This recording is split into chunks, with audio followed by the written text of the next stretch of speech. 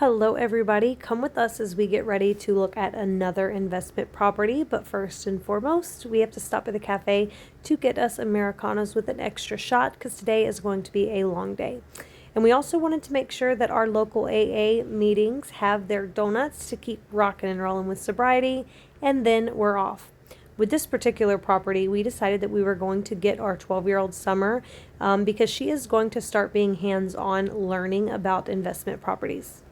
We do homeschool, so she gets to learn a variety of different things, not only entrepreneurship, learning how to run and work a cafe, but also real estate. The idea with this particular investment property would be to explain to Summer what we're looking at and the goal here.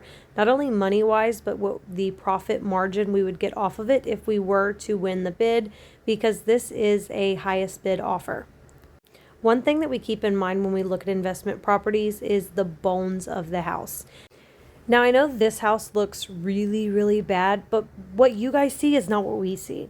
My husband is very knowledgeable. He's a general contractor and does a lot of residential building work as well as renovations.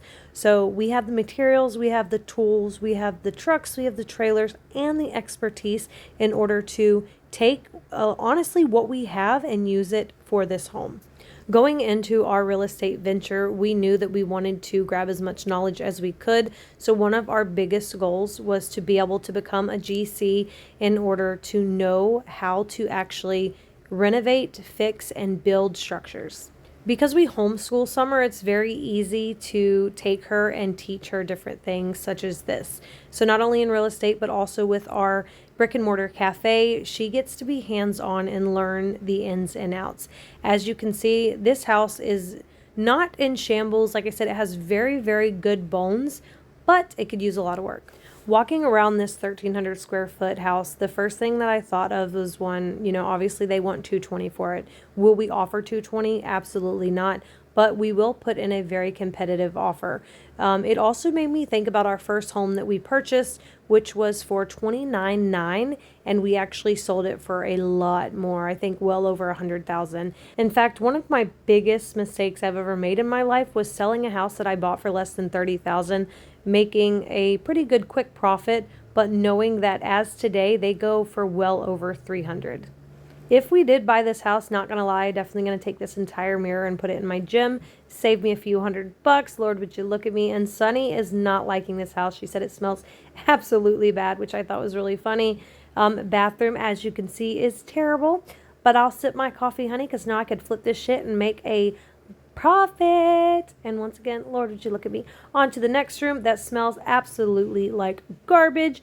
Not to mention on the front window, it says if you enter, you will die. So don't know what that's about, but we entered, we all lived. Of course, with the guidance of our awesome realtor. What they are doing now is looking to make sure they know where the septic tank is, as well as asking questions like, is it city water or is it a well? That will come into play later on if we were to win the bid on this home. And lastly, we all sit down and crunch numbers. We look at things like, what is the asking price of $220? They're going to take the highest offer, and then we throw numbers in for the renovations. Now we have a rough idea because, like I said, we do have materials from our construction company that we will utilize if we were to win the bid. After looking at the numbers, we're looking at roughly $45,700 for renovations. That brings us up to spending $265,000. Now the comps in the area that we're competing with, on average, low end is $300,000 that these homes are going for. So with that being said, there is room for profit.